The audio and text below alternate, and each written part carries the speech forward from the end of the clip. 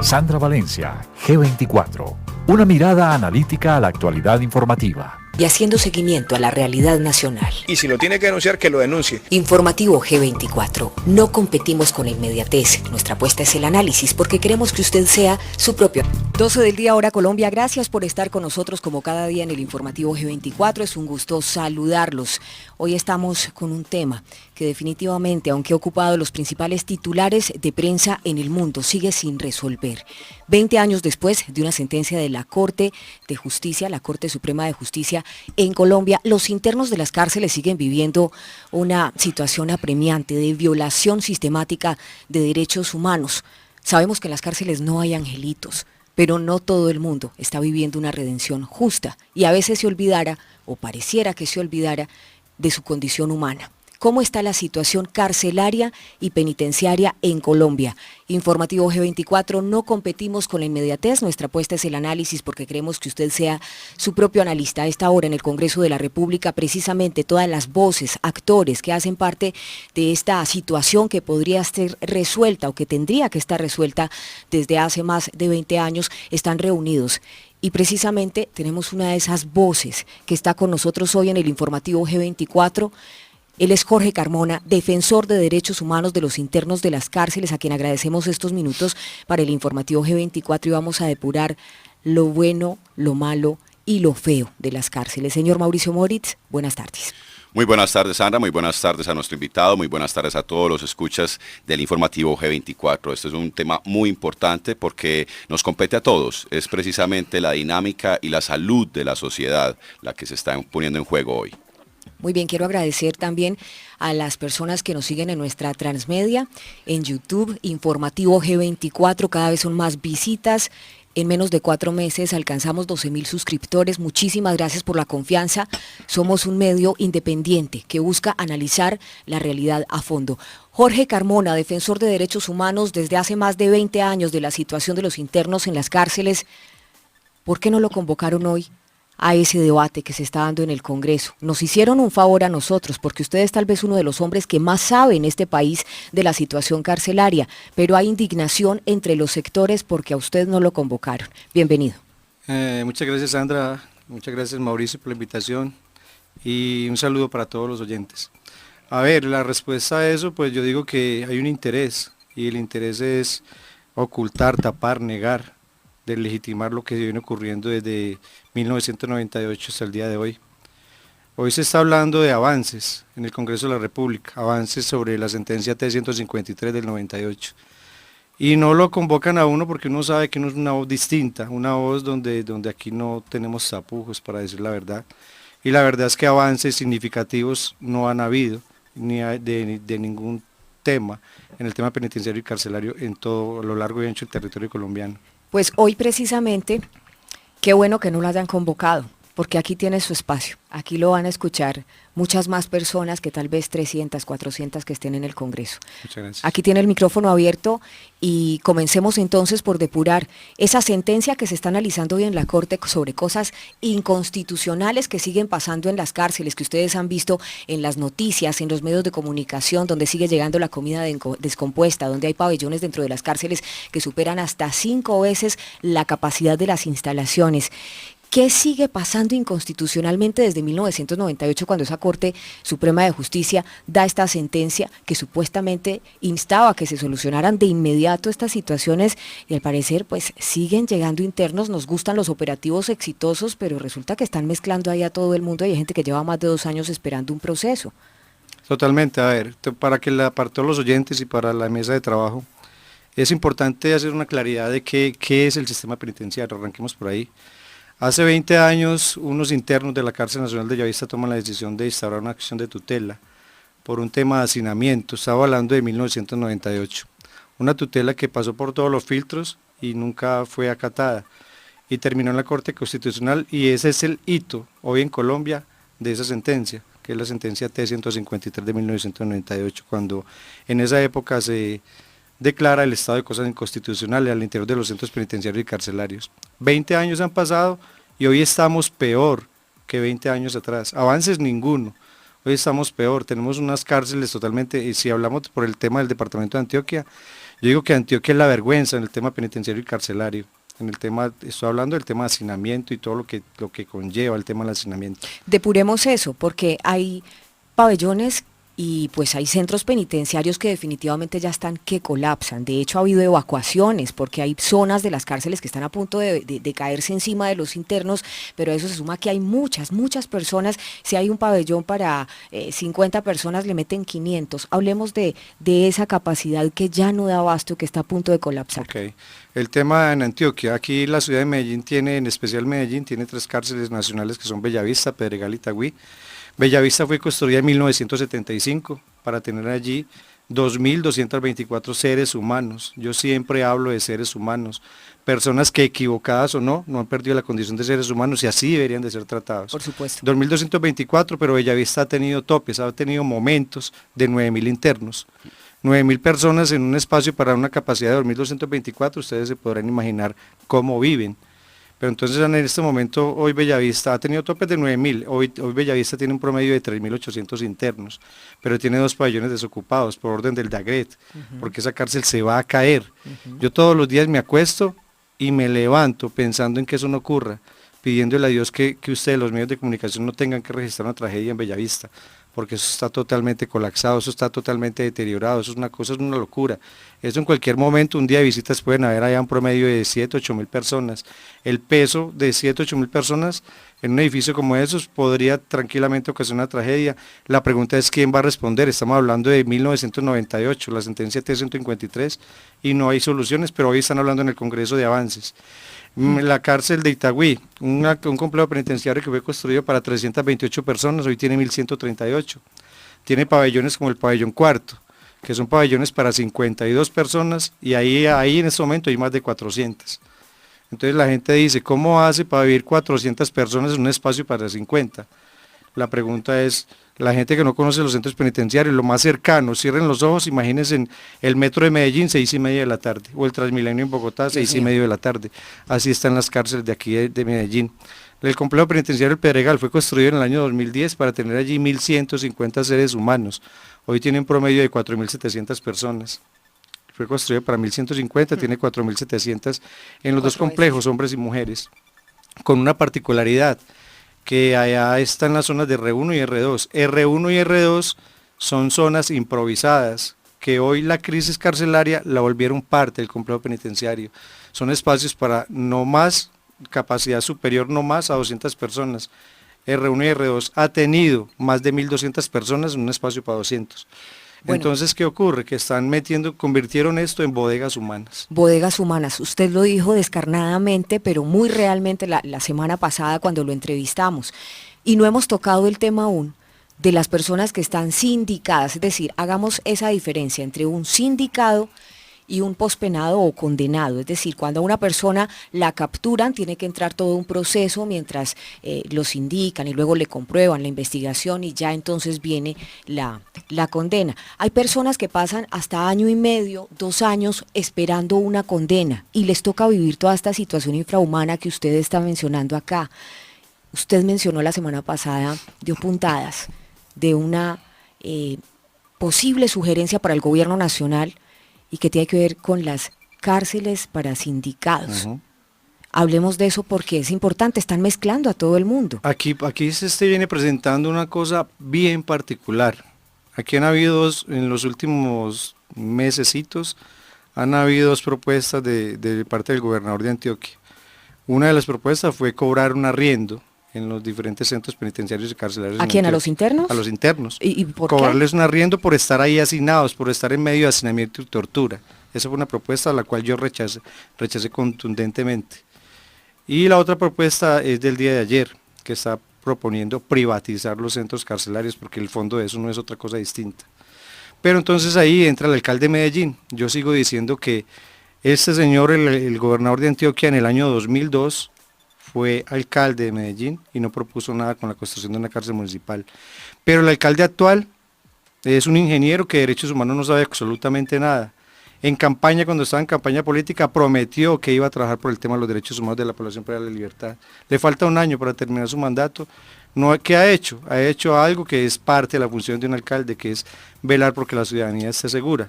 y ha mandado a mucha gente a las prisiones. Y los operativos han sido exitosos, Eso pero ¿dónde no es- los están metiendo? Yo no estoy criticando el tema de los operativos, ¿qué estoy criticando?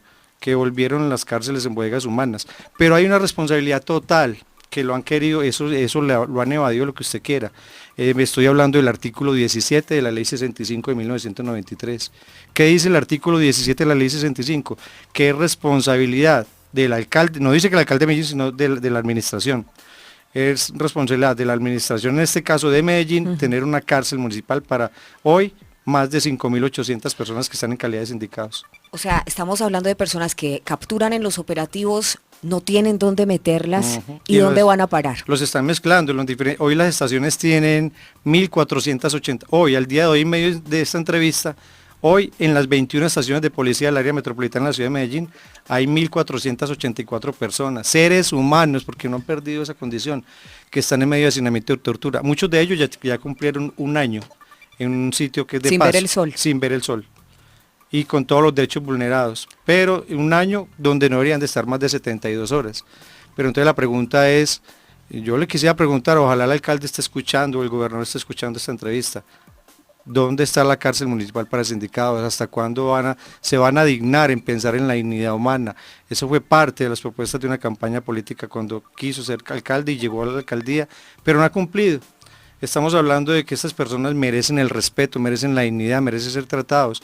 Las cárceles fueron creadas para que las personas llegaran allí a pagar sus errores, porque son errores, pero en condiciones dignas. Sobre todo porque, hay que decirlo, allí hay delincuentes de alta peligrosidad y la sociedad está esperando que a algunos delincuentes que han cometido de verdad actos atroces, pues les caiga todo el peso de la ley.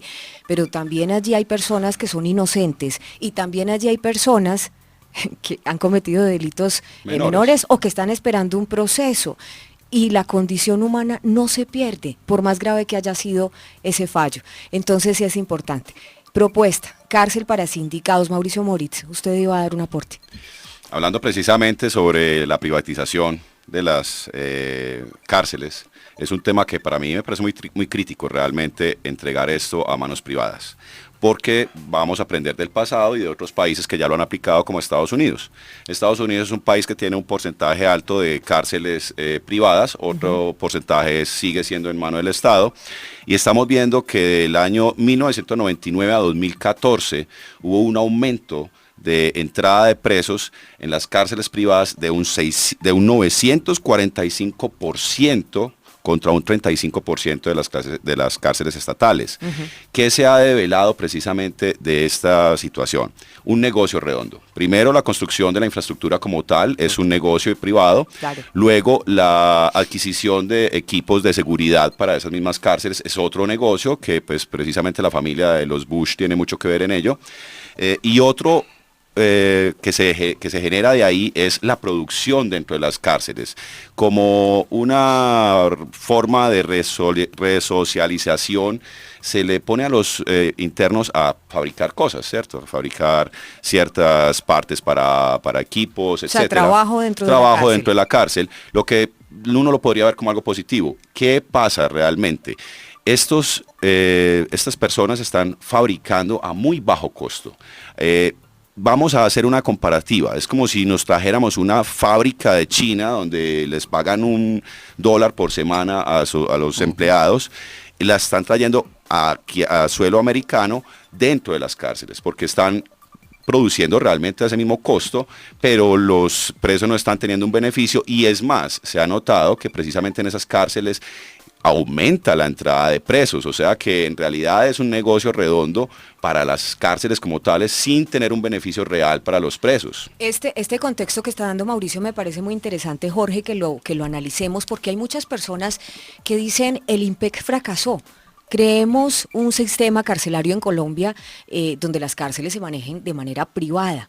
¿Usted qué opina de esto? ¿Cómo ve este contexto que dice Mauricio Moritz? ¿Y qué opina usted que ha tenido, y ahorita vamos a hablar de ello, digamos una posición disonante con el IMPEC, que ha dicho de frente, mire, está fallando esto, no es un tema personal, es un tema de procesos, de analizar procesos, y pues tiene toda la autoridad para decirlo porque conoce bien de cerca la realidad de los internos? Claro que sí.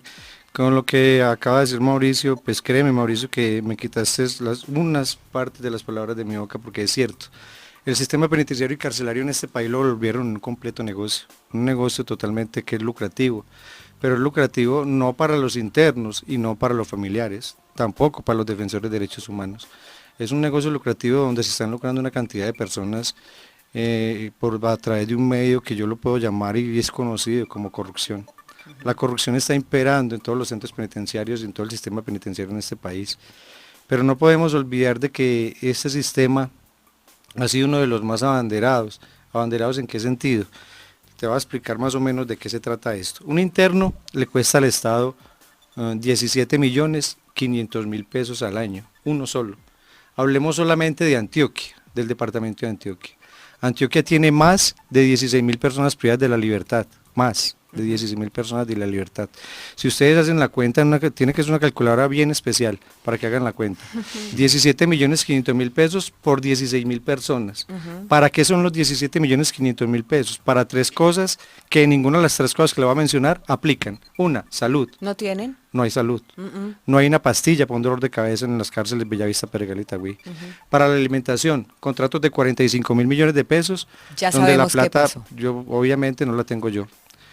Y el tercer tema es el tema de la infraestructura. Esas cárceles están totalmente deterioradas. Entonces, ¿dónde está esa plata? La Pues, corrupción. Esa sería para hacer una película con eso. ¿Dónde De está la terror, plata? una película ¿Dónde de está terror, la plata? en realidad. ¿Dónde está la plata? Esos recursos les llegan directamente al IMPEC por parte del gobierno nacional. Voy a tocar otro tema que también me parece, con esa pregunta me parece importante tocarlo. Aquí hay dos figuras que la gente muchas veces no lo ha tenido claro o no conocen. Es el IMPEC y la USPEC. A ver. El IMPEC es el que vigila y custodia. Son los trabajadores penitenciarios que hacen también una labor dura, titánica, pero en condiciones también infrahumanas. Me explico. En Bellavista, por decir algo, patio cuarto de una cárcel nacional de Bellavista, 1.700 internos en un patio y un guardián, Dios mío. uno solo, vigilando y custodiando 1.700 internos. ¿Qué significa eso? Que ya no son los guardianes los que vigilan y custodian a los internos, sino los internos los que vigilan y custodian a los guardianes. Y también someten a es los al guardianes revés. a que sean corruptos, así ellos no quieran ser. Pues todo el mundo le pregunta a uno, porque hay gente que es curiosa y le pregunta a uno, Jorge, ¿cómo entra marihuana? ¿Cómo entra cocaína? ¿Cómo entra un No, arma? pues es que si 1.700 cosas a la cárcel? Si 1.700 se lo exigen a uno solo, pues dígame, él también es papá, también tiene hijos, también. Es decir, lo que usted está denunciando, Jorge, es bastante delicado si cambian de sillas. Sí, aquí Es para que se rían que me caigo En la silla. Transmedia lo van a poder ver, o sea, los que están escuchando esta emisión de radio van a poder ver esta Transmedia en YouTube, Informativo G24 o en www.canalg24.tv para que conozcan a Jorge y vean qué fue lo que pasó en este instante. El asunto es que eso es cierto, es una situación muy delicada, tenemos un solo guardián, también trabajan, lo que usted está diciendo, trabajan en condiciones infrahumanas, un solo guardián para 1.700 internos, para controlarlos. Ese es un ejemplo. Además que hay Un que ejemplo decir, por patio. psicológicamente está comprobado que el hacinamiento genera un alto nivel de agresividad. Eso también hay que tenerlo Yo pienso en cuenta. que aquí ha venido, pero venga, yo les termino de explicar para que no se me vaya el contexto de lo que les quería contar. Entonces Bellavista ha tenido topes de 9.000 internos con 40 unidades de guardia vigilando y custodiando 9.000 internos, o sea, 40 guardianes. 40 guardianes. Para Vigilando 9.000. y custodiando 9.000 que ha tenido topes, o todas las personas que han habido ahí. 36 unidades de guardia cuidando el complejo penitenciario con 4.700 internos No, adentro. yo no lo... Estas frases en serio que no. Entonces uno Es dice... absurdo, cifras, suena absurdo, esas cifras realmente son- suena Totalmente, absurdo. es que eso no pasa sino en Colombia, Parecen no pasa sacadas sino de en ciencia este ficción. país. Deberíamos de hacer una película de terror de las cárceles colombianas. Si nos hombre. dejaran Yo quisiera entrar... trabajar ahí también como Pero es que actor. ya ni siquiera dejan entrar a los medios a las cárceles. Antes uno podía hacer más fácil el trabajo periodístico. Yo llegué a entrar a cárceles, pero ahora es muy difícil Pero entrar a ¿sabe las por qué cárceles. los medios de comunicación es tan complejo que ingresen allá? Porque lo que se van a encontrar allá es un mundo paralelo a este de aquí afuera. Es un mundo de terror, un mundo de zozobra, es un mundo de vulneración de derechos humanos, un mundo donde ustedes van a ver, la gente que no conozca las cárceles, imagínense en un espacio, por ejemplo, patio cuarto, volvemos al mismo patio cuarto de Bellavista, un espacio para 350 personas con 1.700 internos ahí. Entonces, cuando uno ve tanta gente reunida en un espacio tan pequeño, eso genera un impacto. Pero cuando usted fuera de ese impacto, encuentra que hay personas que tienen, por ejemplo, hay más de 7.000 órdenes represadas en salud, gente que está enferma, Sí. la gente que está allá, vuelvo y repito, no han perdido esa condición de seres humanos, se quieren resocializar, pero no hay cómo. Entonces tienen hambre, están enfermos, están en condiciones infrahumanas, los maltratan porque eso ha pasado, las cárceles es un mundo paralelo. Hemos visto Como lo decía internos, Mauricio, una película de terror, algo parecido. internos e internas, porque también en el año 2014 tuve la oportunidad de hacer un informe especial, pues quienes me conocen saben que también trabajo para Teleantioquia Noticias. En esa oportunidad pues yo hacía informes especiales, ya dejé un poco de lado la reportería de televisión, pero tuve la oportunidad de hacer un informe especial de mujeres que están padeciendo cáncer de mama en el Pedregal.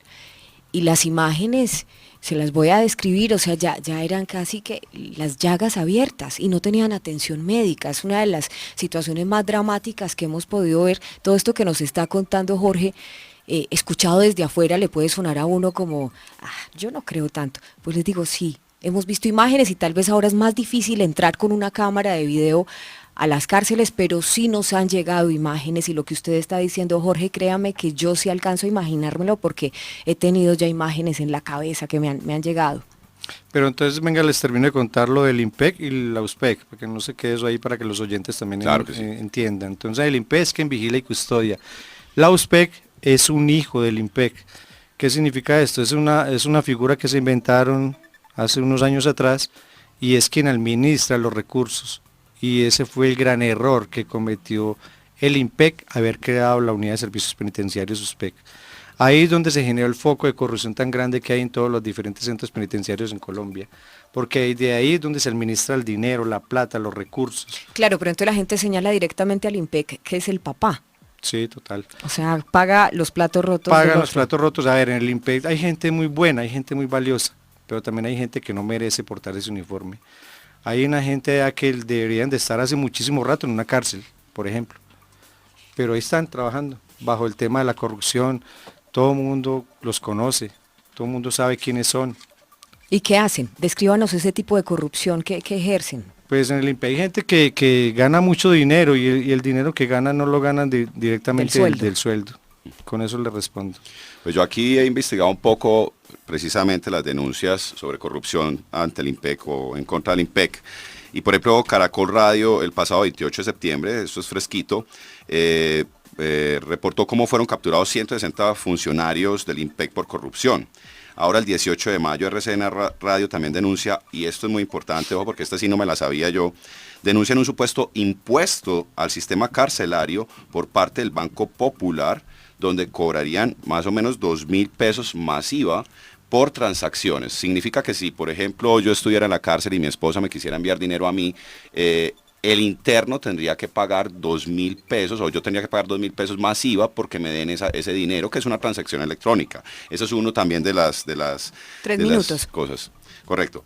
Y, por ejemplo, acá tenemos otra denuncia que precisamente la hizo un comandante de vigilancia del IMPEC, el señor Aníbal Ospino, donde se están vendiendo celdas a internos de la cárcel Modelo y que cobran entre 2 y 3 millones de pesos. Esas son baratas, hay celdas de 30 millones de pesos en algunas cárceles. No le puedo creer. ¿En qué cárceles? Cárcel de Itagüí, por ejemplo. Máxima seguridad. Máxima seguridad. Bueno, esta situación que usted nos está denunciando, Jorge, ¿la conocen quienes están debatiendo a esta hora en el Congreso de la República? Pues yo me imagino que sí, lo que pasa es que aquí tenemos un gobierno populista, que esa es otra realidad, esa es otra verdad de lo que está pasando en este país. Usted me decía al inicio de esta entrevista, ¿por qué no lo invitaron? Pues no me invitan por todo esto, porque nunca me he quedado callado. Pero yo creo que la gente no es tan ingenua. Hemos visto los titulares de prensa, por más que hoy salgan del Congreso de la República diciendo que hay avances impresionantes en las cárceles, pues yo no creo, y por eso nos gusta este programa, porque podemos decir la verdad, yo no creo que la gente se vaya a tragar el cuento. ¿Usted cree que los colombianos van a comer el cuento de que las cárceles tienen avances? Yo te voy a responder en dos momentos. Colombia es un país sin memoria. Primer momento. Segundo momento. La gente no le importa lo que pase con las cárceles hasta cuando le toca vivir esa situación. Entonces los colombianos, por lo general, la gente cuando una persona del común nunca ha tenido un ser querido en un centro penitenciario, escucha la palabra cárcel, inmediatamente le llega a la mente cualquier cosa, película de terror, estilo como dice Mauricio. Pero resulta que en las cárceles hay gente muy buena, hay gente inocente también. Hay gente inocente. Yo me atrevería a decir que hay un 50 y 50, hay gente que merece estar en un centro penitenciario pagando en condiciones dignas, pero también hay gente que no debería estar allá. ¿quiénes, por ejemplo, no deberían de estar en un centro penitenciario? Si habláramos de quiénes, yo diría, hay un 62% a nivel nacional de gente que está privada de la libertad por consumo de estupefacientes. Esa gente no deberían de estar en un centro penitenciario, deberían de estar en un centro de rehabilitación a cargo del Estado colombiano. Correcto. Correcto. Pero están en una cárcel. Y también hay gente que, como usted dice, es inocente, apenas está en proceso, otros que llegaron por inasistencia alimentaria, otros por cargar una dosis mínima. En fin, son muchos temas. Vamos a tener que volverlo a invitar. Jorge, se nos está acabando Sí, el toca tiempo. una segunda Claro que parte. sí. Esto es demasiado importante. Demasiado extenso. Para la sociedad colombiana. Claro que sí, con muchísimo Jorge, gusto. gracias por estar con nosotros en el No, informativo muchas gracias 24. a ustedes por invitarme, a todos los oyentes y gracias y a la gente que tiene familiares en los centros penitenciarios, un mensaje de solidaridad y que tengan fe, que poquito a poco vamos cambiando el sistema y bueno, esa es la idea, que la gente esté en la cárcel en condiciones dignas. Mauricio Moritz, gracias. Gracias a todos ustedes por acompañarnos hoy. Y a nuestros oyentes, gracias por escucharnos. Feliz tarde. Sandra Valencia, G24. Una mirada analítica a la actualidad informativa.